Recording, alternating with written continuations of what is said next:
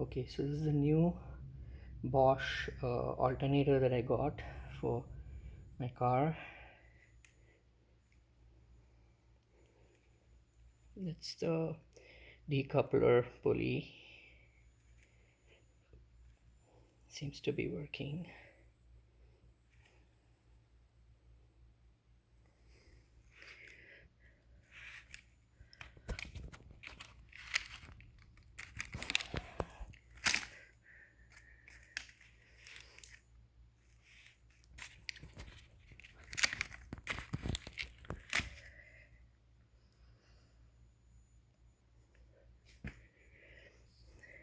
This is going to replace the earlier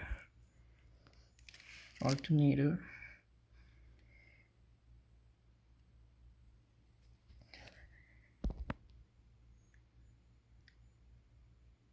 Made in Spain.